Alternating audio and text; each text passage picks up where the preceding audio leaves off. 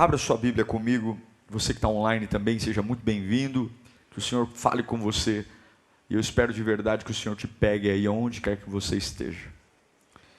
Abra sua Bíblia, por gentileza, no Evangelho de Marcos, capítulo 10, versículo 17. Evangelho de Marcos, capítulo 10, versículo 17. Eu quero muitas coisas, mas uma das coisas que eu percebo é que nem tudo que eu quero, eu estou pronto para o que eu quero. A gente é um pouco infantil em algumas coisas. É o exemplo que eu sempre dou. Minha filha pode pedir a chave do meu carro. Ela tem 7 anos. E porque eu a amo muito, eu vou dizer não para ela. Por eu ser um bom pai, eu vou dizer: Júlia, você não vai pegar a chave do carro. Por eu querer cuidar dela, eu vou dizer: você não vai pegar a chave do carro. Talvez ela não entenda o porquê. Mas por eu ser um bom pai, eu sei que isso não é o melhor para ela. A verdade é que a maioria das coisas que nós garganteamos como eu quero, nem sempre nós estamos prontos.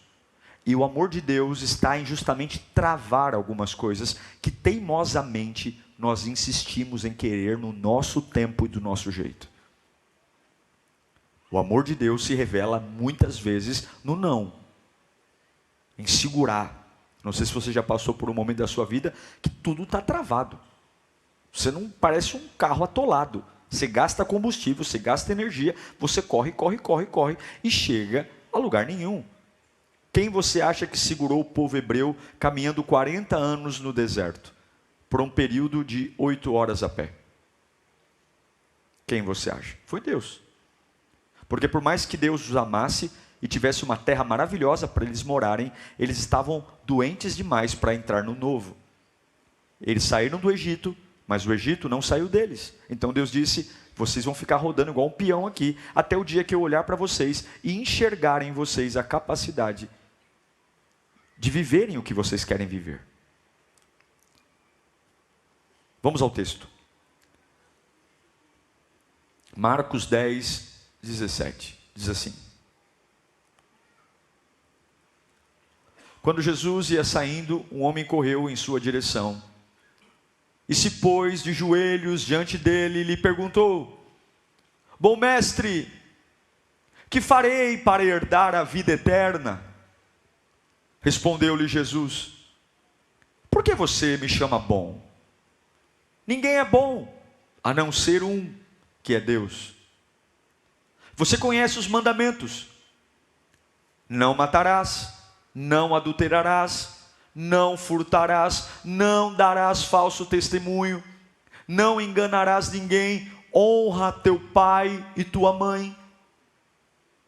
E ele declarou: mestre, a tudo isso eu tenho obedecido desde a minha adolescência. Ele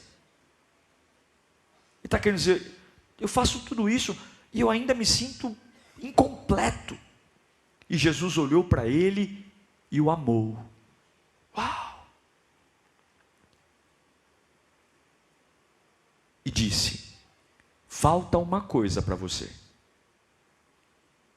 Disse ele: vá, venda tudo o que você possui e dê o dinheiro aos pobres, e você terá um tesouro no céu. Depois, venha e siga-me. Diante disso, ele ficou abatido e afastou-se triste, porque tinha muitas riquezas. Vamos orar. Senhor, que seja um domingo maravilhoso, que seja um dia sensacional.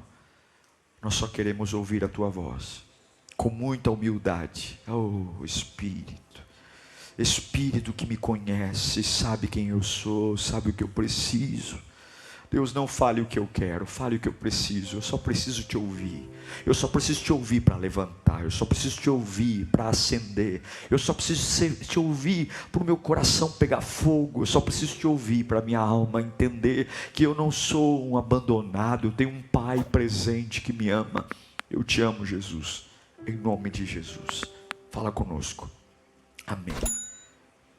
Na minha concepção, a pergunta mais poderosa feita na história está registrado nesse texto que acabei de ler a você. A pergunta mais poderosa de todas as perguntas foi feita por esse jovem rico. Quando ele chega diante de Jesus, dobra os joelhos, se prostra reconhecendo o seu poder, e ele pergunta: bom mestre, o que eu faço para herdar a vida eterna? O que eu faço para que quando esse meu corpo limitado voltar ao pó, eu não fique sem vida? O que eu faço? Uau, que pergunta! Que pergunta maravilhosa! Por falar nisso, a Bíblia, ela é cheia de perguntas. Existem perguntas simples, superficiais, mas existem perguntas profundas como essa. A primeira pergunta registrada na Bíblia foi o próprio Deus que fez em Gênesis 3:9, quando pergunta para Adão e Eva: onde estás? Essa foi a primeira pergunta bíblica. E a última pergunta realizada na Bíblia está lá em Apocalipse, versículo 17, versículo 7, que diz: e o anjo disse: por que te admiras? Sim, de Gênesis a Apocalipse são pelo menos 3.294 perguntas. Por quê? Por quê? Perguntas são mais poderosas do que respostas. Perguntas descortinam muita coisa. E essa pergunta nasce de um jovem rico, realizado profissionalmente, de boa família, socializado, dono de propriedades, um cidadão respeitado, pelo que ele vai dizer que desde a adolescência ele cumpre os mandamentos. Então a gente deduz que ele é um filho exemplar, um frequentador de sinagoga, um homem que vive uma religião e segue afinco o que a religião dele o impõe e o ensina. Mas esse jovem tem uma coisa que muitas vezes nós temos: um íntimo incompleto. Ele está incompleto, ele está infeliz, ele está triste, ele sabe que tem um vazio, ele olha para aquilo que ele construiu e a conta não fecha. Ele tem dinheiro, ele tem matemática, ele tem patrimônio, ele tem religião, ele tem igreja para ir, mas ele sabe que tem um negócio que não encaixa, e ele vai até Jesus. E eu acho lindo que quando ele chega diante de Jesus, a primeira coisa que ele faz é, ele se dobra, ele se ajoelha, e ele fala: mestre, o que eu faço para herdar a vida eterna?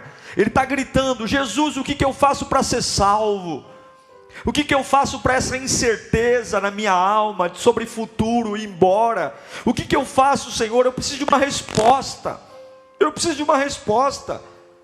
Eu não aguento mais viver com essa agonia de não saber para onde eu vou, essa indefinição. Eu tenho tudo, luto por tudo, mas não está completo. Só quem já passou por um vazio existencial sabe o quanto isso dói. Só quem já olhou para tudo e sabe que ao mesmo tempo que eu tenho tudo, muitas vezes parece que eu não tenho nada. Estou casado, mas não estou feliz. Tenho filhos, mas não estou feliz. Tenho um bom trabalho, mas não estou feliz. Venho à igreja, mas não estou feliz. Só quem já passou por um buraco na alma entende o que eu estou pregando aqui hoje.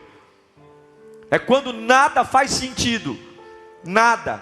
Você corre atrás de algo que te dá prazer, conquista com muito suor e percebe que a desgraça do vazio está lá dentro ainda.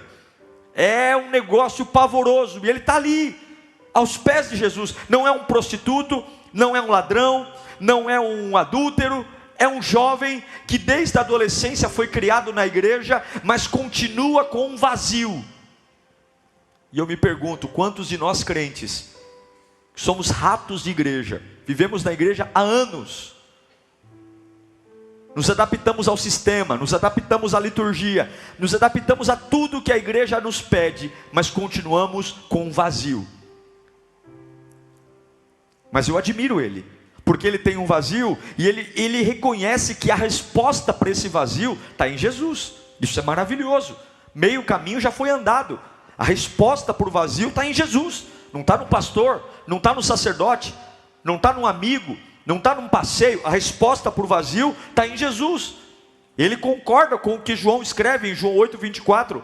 Por isso vos disse que morrereis em vossos pecados.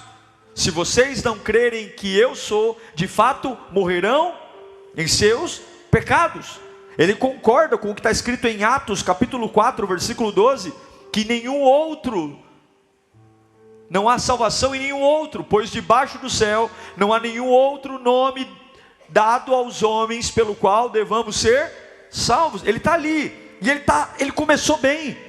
E eu quero dizer para você que está aqui hoje, dizendo: pastor, eu estou vindo à igreja, eu era de uma outra religião, eu era de uma outra denominação, olha, minha mãe me levava para a igreja, e eu vou dizer para o senhor o seguinte: olha, eu leio a Bíblia, eu respeito, eu não falo mal de igreja, eu até dizimo, eu até oferto, mas olha, eu tenho vindo mais a Lírio esses últimos tempos, porque eu me sinto infeliz, eu me sinto incompleto. E eu vou dizer para você, o caminho é o que esse jovem fez: vá a Jesus. Jesus é o único que preenche o vazio da alma. Jesus é o único que dá a salvação eterna. Jesus é o único que dá identidade. Jesus é o único que te dá propósito. Jesus é o único que coloca em você o que conversa humana não faz. Jesus é o único que coloca coisas no seu pensamento que nenhum conselho te dá. Ele concorda com o que Paulo diz a Timóteo, em 1 Timóteo 2,5. Porque há um só Deus, e um só mediador entre Deus e os homens. Quem é o mediador? Jesus, o qual se entregou a si mesmo como resgate por todos, e esse foi o testemunho dado em seu próprio tempo. Ele teve uma atitude correta, esse jovem rico. Ele vai a Jesus, se ajoelha, ele parecia ser sincero, e ele parece ser tão sincero que Jesus o ama. A Bíblia diz que quando ele fala: Senhor, olha, o Senhor está falando aí que a salvação é só não adulterar, é só não matar, é só não fazer falso testemunho. Eu faço isso, Senhor. E Jesus diz que o amou, ou seja, é verdade. Ele se esforça para cumprir os mandamentos, mas ainda assim está vazio. Ele se esforça, talvez para ir numa vigília no monte, ele se esforça para não faltar no culto, ele se esforça para ser um voluntário, ele se esforça para atender, trazer 1 quilo de alimento, ele se esforça, mas o que ele perguntou é muito profundo. Ele está dizendo o seguinte: eu quero ser salvo, eu quero deitar a cabeça no travesseiro quando eu for dormir, e saber que se o meu coração falhar, se o meu pulmão não inalar, eu quero ter a certeza que para onde eu vou, eu quero ter certeza que eu não vou ser destruído pelo inferno, que eu não vou. E essa pergunta é maravilhosa, porque quando a gente fala de salvação, tem muita gente que fala muita coisa. Alguns dizem que não há nada que eu possa fazer para herdar a vida eterna. Os calvinistas dizem não, Deus escolheu os que são salvos. Deus já predestinou, antes de tudo, quem vai para o céu ou para o inferno. Desculpe, eu não creio nessa linha de predestinação. Eu creio que Deus sabe quem vai ser salvo e quem vai ser condenado, não porque Ele influenciou, mas porque Ele sabe tudo. Ele é onisciente, mas Ele não escolheu, porque a minha Bíblia diz que Deus amou o mundo de tal maneira para que todo aquele que nele crê, não todo aquele que Ele escolheu, todo aquele que nele crê, não pereça, mas tenha vida eterna. Então a salvação não é uma decisão, na minha concepção, de Deus, é uma decisão do homem crer. Mas tem alguns que creem que não há nada para ser feito. Deixa a vida me levar, vida leva eu. Outros acham que a salvação vem por fazer caridade, que pelo fato de você ser um bom voluntário, um bom servo. Os espíritas, por exemplo, eles acreditam na salvação pela caridade.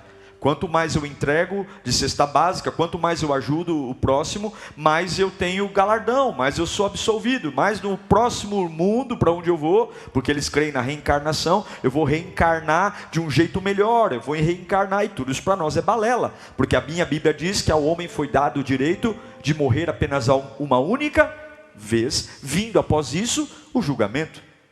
Mas alguns acreditam. A verdade é que temos que obedecer para ser salvos.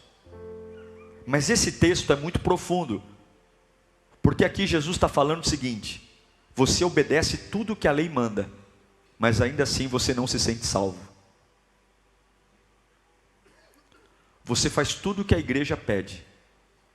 Você obedece a cartilha à risca, mas ainda assim você se sente condenado. A resposta de Jesus para o jovem rico, quando ele diz: olha, eu não adultero, eu não mato, eu não furto, eu não dou falso testemunho, eu não defraudo ninguém, eu honro meu pai e minha mãe. Jesus está olhando para um jovem que diz o seguinte: eu obedeço. E talvez muita gente aqui se orgulha de obedecer, e obedecer é importante, obedecer, mas tem coisas que vão além da obediência. Talvez a obediência para nós é uma defesa, das pessoas olharem para mim e dizer assim: ó, não me acuse de nada, eu cumpro a minha obrigação. Quanta gente enjoada e egoísta, ou até mesmo altiva, fala assim: ó, não fala comigo, porque tudo que eu tenho que fazer na cartilha está feito, eu cumpro a minha obrigação. Isso é religião. Só que esse camarada está dizendo para Jesus o seguinte: Senhor, eu fiz tudo que um crente tem que fazer, mas aqui dentro não está certo, não me sinto salvo, me sinto preso, triste, abatido, preocupado, oscilo, inseguranças tomam a minha alma, inseguranças, tem hora que eu tenho medo de morrer, tem hora que eu tenho medo de perder, me ajuda. Ué, mas você não faz tudo o que a lei manda? Faço. Mas como que é? Não sei, mas o jovem rico, então continua, e aí ele recebe de Jesus uma segunda resposta. Você está angustiado? Então pega todos os seus bens, pega todo o seu dinheiro, pega todo o seu patrimônio, vende, dá aos pobres e vem me seguir. Mas isso não está no mandamento, isso não está na lei. Na lei está para não adulterar, na lei está para não matar, não furtar, a lei não está para vender todo o patrimônio e dar aos pobres. Mas aqui está o segredo da salvação. O segredo da salvação está em não ser dominado por nada.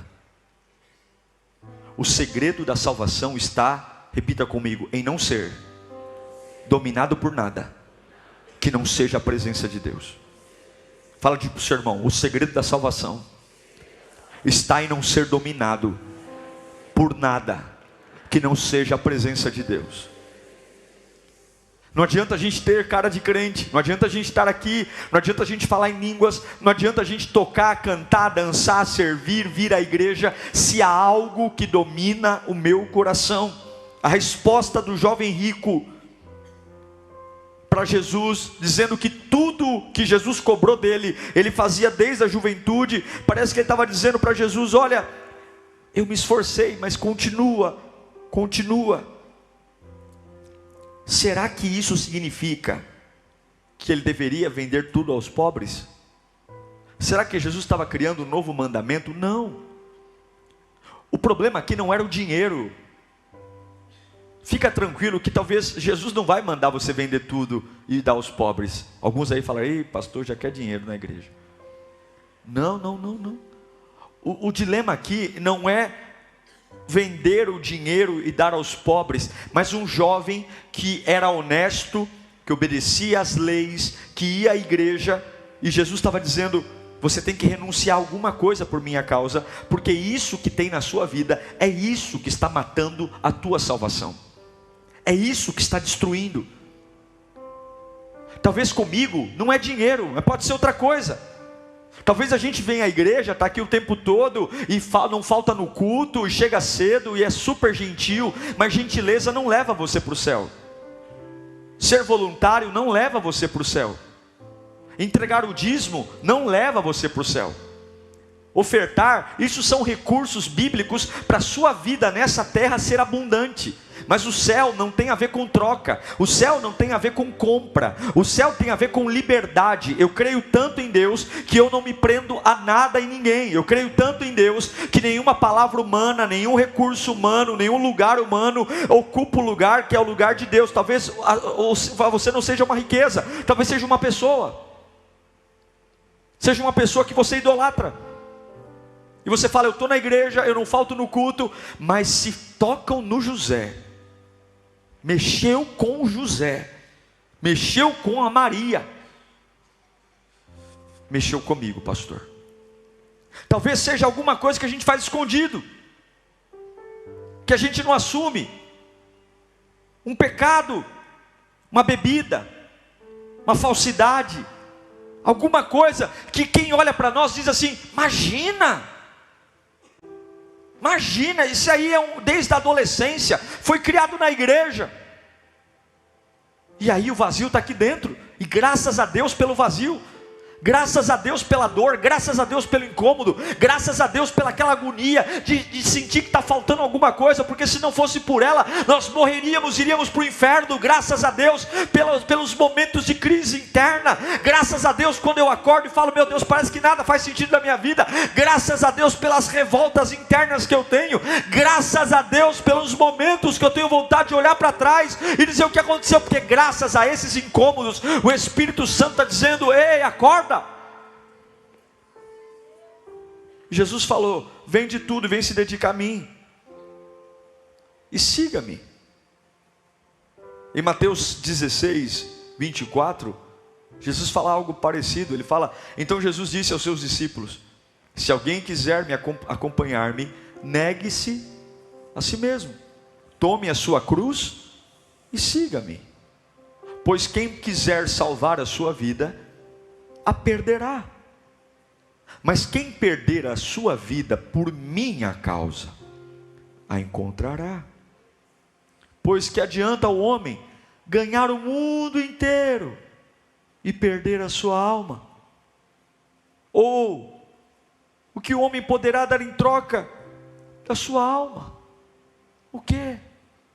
O que Jesus está dizendo? Me servir não é confortável.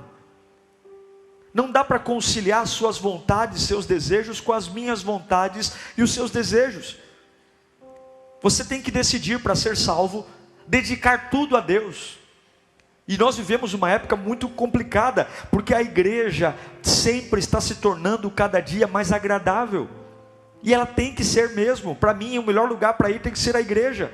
A gente faz de tudo, tem um espaço kids maravilhoso, tem um brinquedão, a gente tem um lounge grande, a gente tem bancos maravilhosos, a gente se preocupa com o som, com iluminação, com uma boa transmissão, a gente se preocupa em dar um bom conforto a todas as pessoas. Estamos correndo para melhorar o estacionamento, nem fazem 4 meses que estamos aqui, e já estamos atrás de melhoria, mas eu quero dizer para você que isso não preenche o vazio da sua alma. Você pode congregar numa igreja que tem 3 bancos, e se você viver para Cristo, seguir a Cristo, você vai ser tão preenchido como numa mega igreja que aparentemente tem toda a tecnologia, porque não é isso que preenche o vazio da alma. Deus não vê como o homem vê. Lembra de Davi, que foi desprezado porque era pequenino? Lembra de Davi, que foi desprezado pelo próprio pai, porque diante dos olhos dos homens ele não estava no padrão e no perfil. O padrão de Deus é diferente do nosso padrão, e eu sei que muitas vezes nós queremos esse padrão.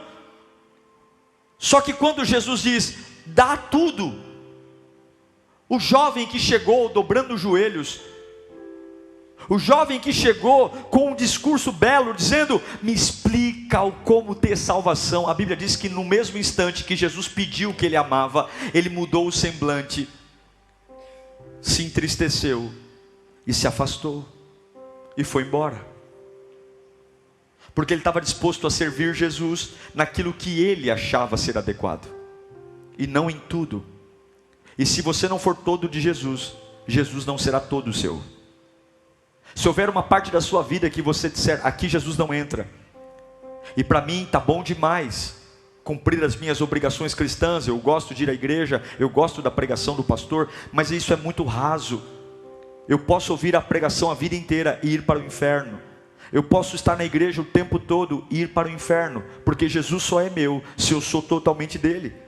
Como pode, num diálogo tão rápido, um garoto que se humilha, que tem uma atitude linda, uma atitude de devoção, virar uma pessoa completamente diferente, agora entristecido, amargurado, e ir embora, tudo porque o seu semblante mudou, a sua emoção, a sua aflição? Se é o mesmo jovem que correu de joelhos, como pode? E eu me pergunto, quantos de nós aqui vão se tornar aborrecidos, chateados, se por acaso a nossa vida tiver que mudar por causa de Jesus? Se eu tiver que mudar os meus hábitos, se eu tiver que mudar as minhas amizades? Legal, você está vindo à igreja, legal, mas eu quero dizer para você que igreja não é modinha.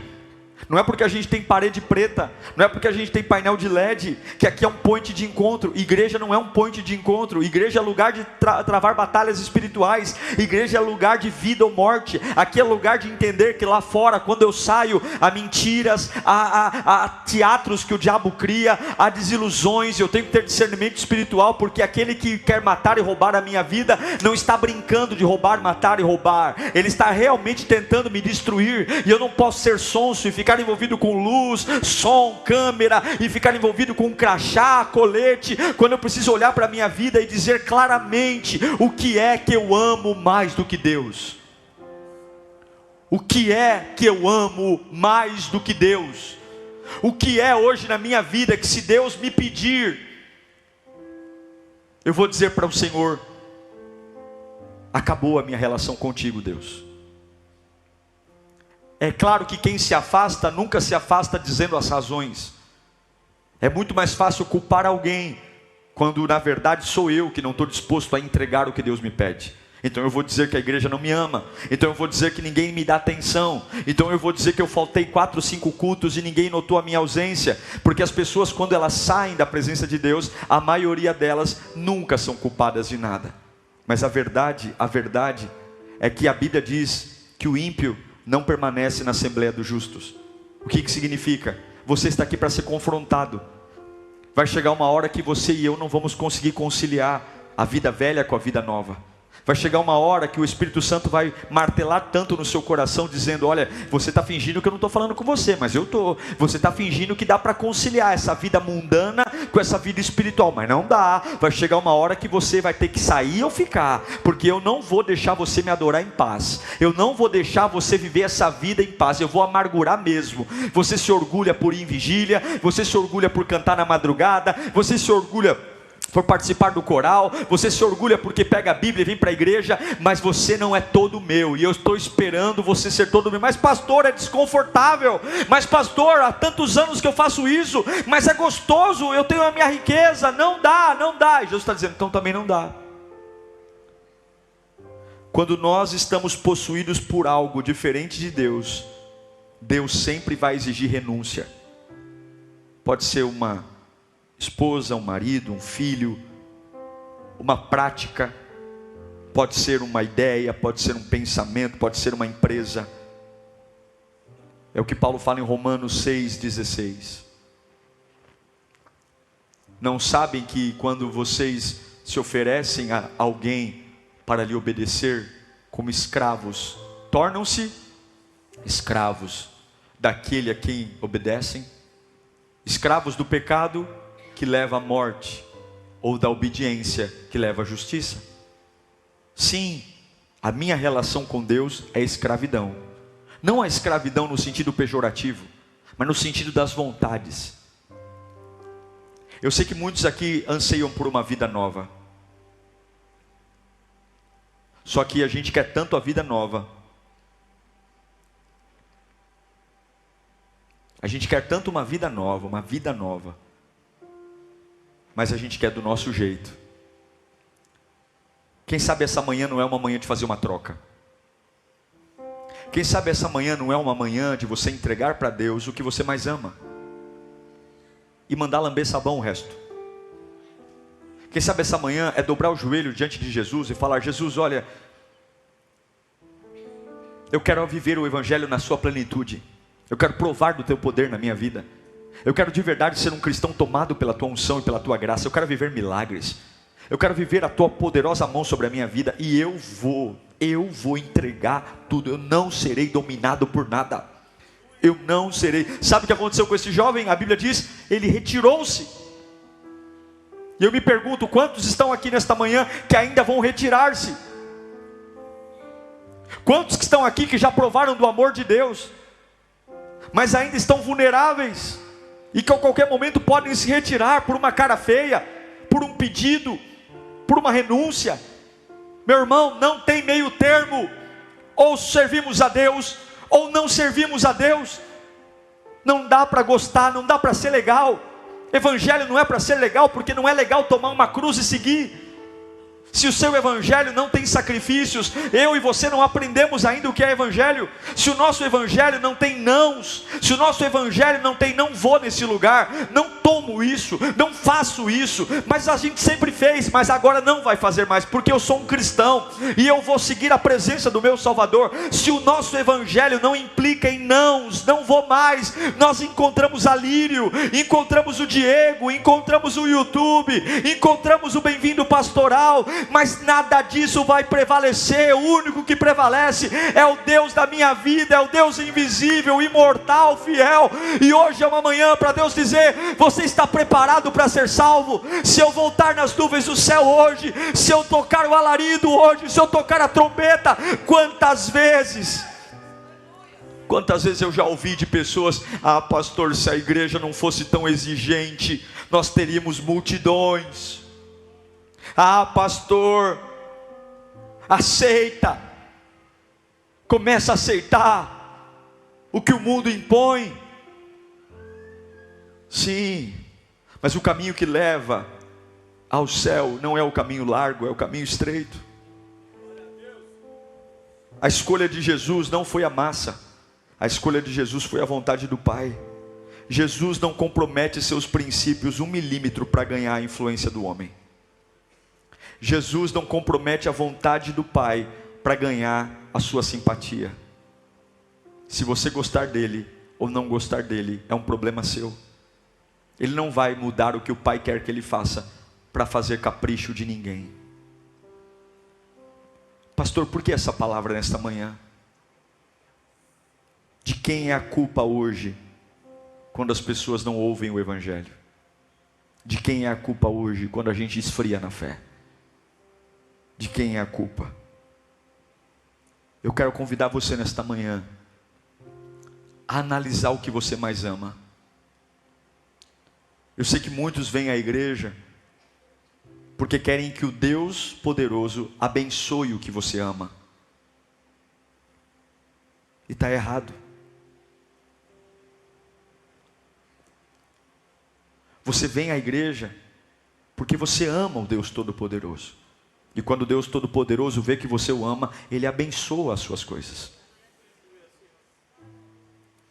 Tem vezes que eu não consigo ver TV. Alguns programas evangélicos. Eu fico pensando quanta criatividade as pessoas têm para comprar amuleto, para comprar coisa, para vender coisa. Eu fico pensando, a melhor coisa da minha vida foi quando eu acabei com as campanhas. Até 2008 eu fazia campanha, 2009. E tem vezes que eu não tinha, era 7 voltas de Jericó, era mergulho no tanque de Betesda, chega uma hora e fala: meu Deus, que nome eu vou dar para o culto?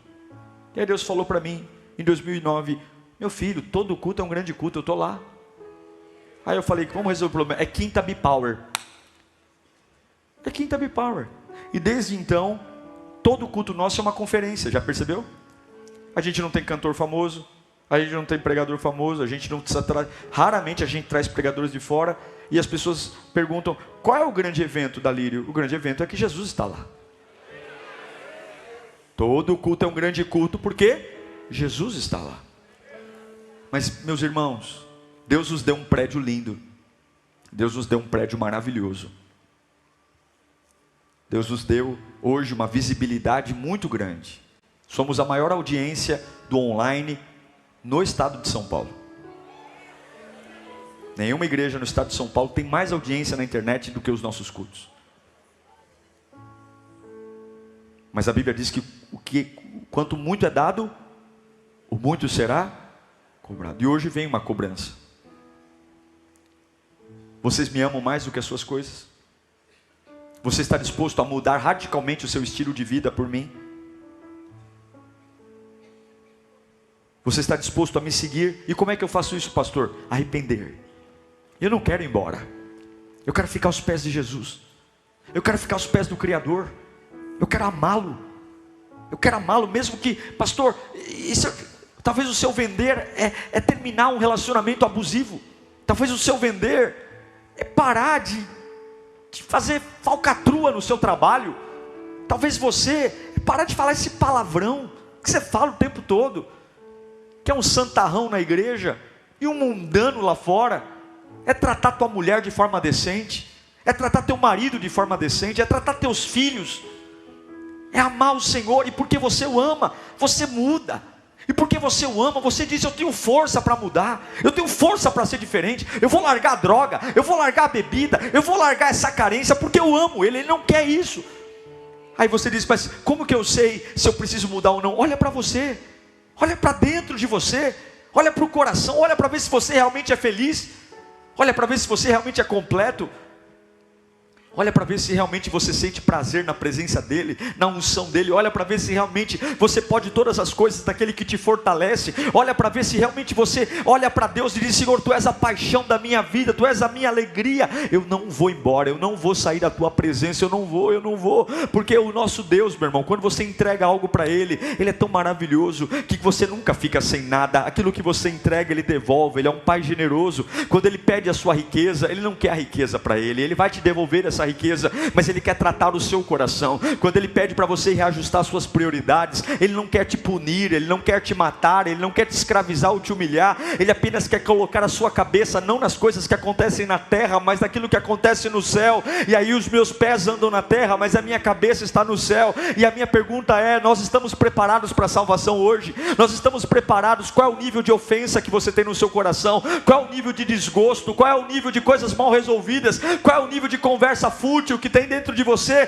Qual é o nível de coisas? Eu estou estressado. Eu estou estressado porque não me colocam na escala. Eu estou estressado porque eu não sirvo. Eu estou estressado por causa do ônibus. Eu estou estressado por causa do metrô. Qualquer coisa me estressa, porque Ele não é o Senhor. Porque quando eu olho para a glória, quando eu olho para o tamanho dEle, quando eu olho para a cruz vazia, quando eu olho para quem eu era e o que Ele fez da minha vida, não há impossíveis que vão parar a minha adoração. Eu quero dizer que Deus está chamando a gente para um novo tempo de amadurecimento. Deus está nos chamando para um novo tempo de adorar nas profundezas. Deus está nos chamando para dizer: eu quero a salvação, doa quem doer. Meu irmão, a gente vê um muçulmano entrando dentro do avião, amarrando bombas no corpo e dizendo que por conta de Alá, ele destrói o que ele tiver que destruir. Nós vemos lá em Israel, na faixa de Gaza, pessoas lutando por uma religião, por uma fé, gente que faz de tudo. Você vê o povo judeu que fica batendo a cabeça no muro das lamentações, orando e se lamentando por um templo que está no chão, quando o templo vivo não está no templo feito por mão de homens.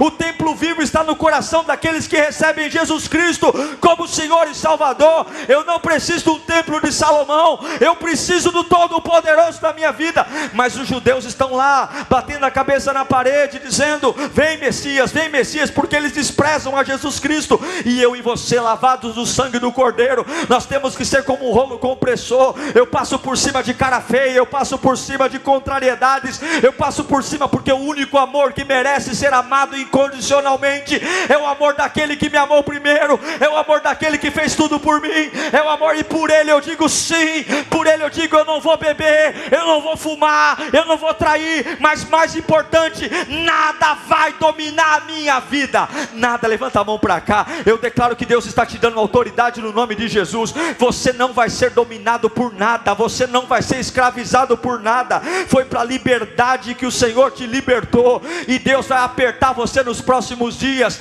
Deus vai apertar sua vida e você não vai se levantar e vai embora. Ao contrário, você vai se manter dobrado aos pés do Salvador, e o mesmo Deus que te chamou te habilitará para um novo tempo.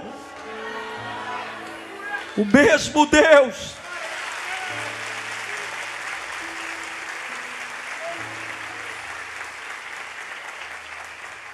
Faça as mudanças que você precisa hoje. Joga fora o que tem que jogar. Pastor Diego, eu tenho imagens de escultura na minha casa. Se você se converteu e veio do catolicismo, a minha Bíblia diz que nós não devemos adorar imagens. Jogue fora. Não dê para ninguém. Jogue fora. Quebre, jogue. Se você vem do espiritismo, pegue seus guias, rasgue, jogue no lixo. Pegue as fotos que te lembram de uma vida que Deus já esqueceu e jogue fora. Porque mudanças têm que ser radicais. Comunique hoje para o seu namorado e para a sua namorada como é que o namoro vai ser a partir de hoje. Porque vocês querem ter um casamento abençoado? Vocês querem ser bem-sucedidos? Vocês querem enfrentar as tempestades da vida e permanecer em pé? Não façam Deus de trouxa.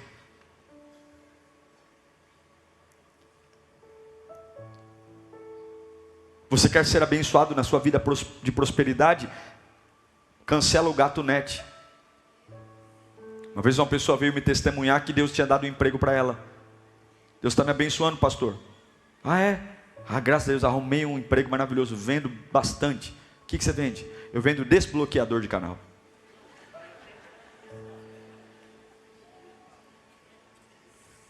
Você sabe o que é desbloqueador de canal? Você não paga a conta, você compra um negócio, você tem acesso a todos os canais. Ah, mas é caro. Não tem o que você não pode ter. Por que a gente fica endividado? Porque a gente quer ter o que não pode pagar. Tenha o que você pode pagar, e você não vai ficar endividado. Talvez seja mudar o meu comportamento no meu trabalho. Eu só sei de uma coisa: Jesus está voltando, e Ele vai pedir para a gente aquilo que está entre nós e Ele. Se você não é um cristão, há algo entre você e Deus e tem que ser tirado hoje. Arrependa-se, confesse os seus pecados, e Deus vai te visitar. Eu quero fazer uma oração diferente hoje. Se você tiver problema na coluna, problema nas pernas, fica sentadinho. Mas se você puder, eu quero fazer uma oração de joelhos com você. Se você puder se ajoelhar. Se você puder. Pastor, eu não posso. Não tem problema, fique sentado. A oração vai ser ouvida. Mas se você puder se ajoelhar, faça isso.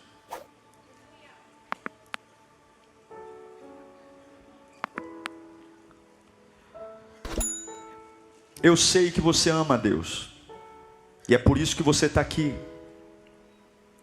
Eu sei que você tem se esforçado para mudar a sua vida. Muitos aqui não vieram de uma família cristã. Muitos aqui, inclusive, são o único da família a vir à igreja. E Deus te ama. Quando aquele jovem rico disse: Senhor, desde a minha adolescência eu te obedeço, a Bíblia diz que o Senhor o amou. Mas Deus te ama tanto que Ele não vai se satisfazer com uma parte. Eu sei que é difícil mudar. É mais fácil a gente dar uma desculpa do que a gente ter coragem, porque toda mudança requer de nós energia, esforço, coragem. A gente ainda pensa muito no que os outros pensam da gente. A gente ainda se preocupa muito com a opinião das pessoas. E tem algumas coisas que a nossa cabeça diz: isso é muito, isso é demais. Você já está bom, você já está fazendo tudo o que a cartilha manda. Mas Jesus está dizendo: esse vazio da sua alma, filho, é mais profundo. Essa angústia que você carrega, esse vazio, você tenta compensar em tantas coisas. Eu estou te preparando para mim. Meu filho, minha filha, eu te amo. Não vá embora. Eu estou te pedindo porque eu te amo. Eu estou pedindo o que você mais ama, para eu cuidar de você. Você pode ter tudo o que deseja, sem mim o vazio estará aí. Eu queria que você nesse instante renovasse a sua aliança com Deus, renovasse a sua fidelidade a Deus. Eu queria que nesse instante você dissesse ao Senhor que Ele é o maior amor da sua vida. E o Espírito Santo vai até você agora, dizendo o que é que está afastando você de Deus. O Espírito Santo vai até você E talvez pode ser uma coisa boba para algumas pessoas, mas para você não é. Talvez seja um sentimento, talvez seja um passado, talvez seja uma lembrança, talvez seja um pecado, talvez seja uma prática, talvez seja uma vida de desinteresse pela presença de Deus. Mas que você agora comece a dizer para o Senhor Jesus que Ele é o maior amor da sua vida, que Ele é o maior amor da sua vida, e você vai pagar o preço que tiver que pagar. Eu vou pagar o preço que eu tiver que pagar. Eu vou pagar porque eu quero ter a vida eterna. Eu quero morar contigo eternamente. Eu quero deitar a minha cabeça num travesseiro e ser renovado. Eu quero acordar e viver milagres. Eu quero provar do teu favor todos os dias da minha vida. Eu quero perceber que não há lugar nobre, há lugar que Deus está. Eu quero perceber que o Senhor é a minha alegria, o Senhor é a minha força, o Senhor é a minha paixão, o Senhor é o meu júbilo, o Senhor é a minha alegria, o Senhor é o meu completar, o Senhor é o meu contentamento, o Senhor é tudo. Eu quero declarar que toda a pressão que tem me feito por conta da minha idade, por conta do tempo que estou vivendo, porque só eu sou crente, porque as pessoas me julgam, eu quero dizer que eu estou suportando toda a pressão. Eu vou pegar a cruz que me foi dada e eu vou segui-lo hoje. Doa quem doer, pensem o que quiserem pensar, eu não vou voltar. Eu dobrei os meus joelhos, os pés de Jesus, e desse lugar eu não saio mais, desse lugar eu não saio mais. Você está na posição daquele jovem rico que dobrou o joelho, só que aquele jovem não aguentou tudo, aquele jovem não aguentou tudo que Jesus pediu, mas você vai dizer que você não vai se levantar, porque você vai entregar o que Jesus está pedindo, porque você confia nele. Vai adorando a Jesus, mesmo de joelhos, vai dizendo: é esse lugar que eu quero estar, é esse lugar que eu quero estar, é esse lugar que eu desejo estar.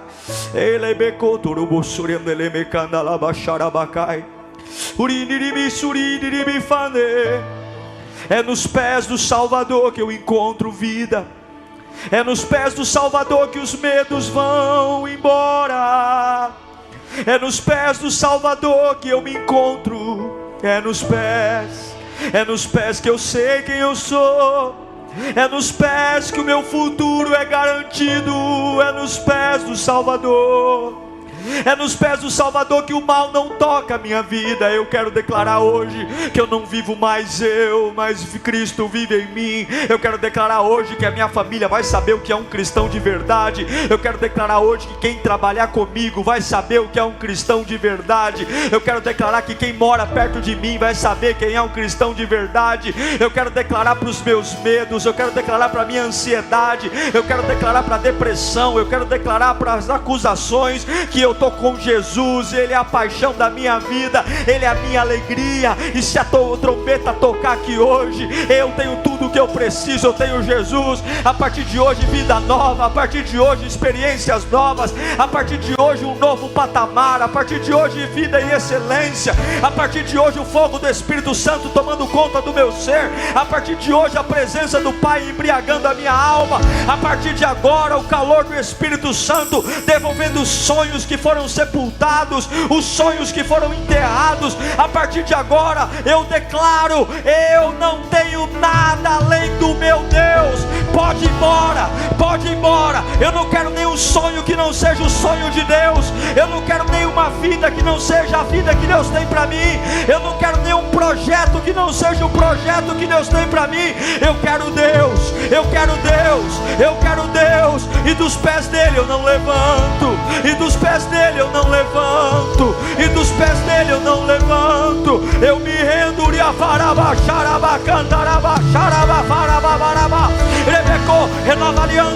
Renova aliança com Deus.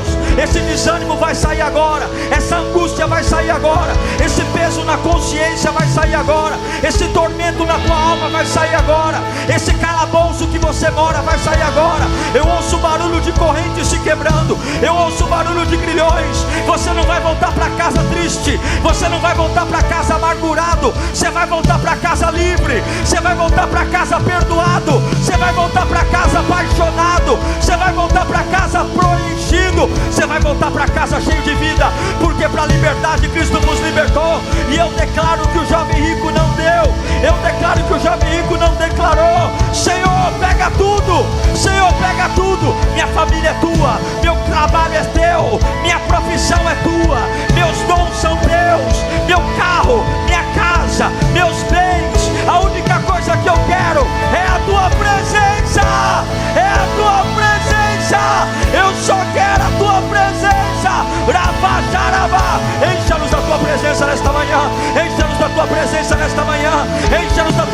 presença nesta manhã. Encha-nos da tua presença. Eu não quero levantar, eu não quero levantar. Fortaleça os fracos, levante os oprimidos. Renove, renove, renove, renove, renove.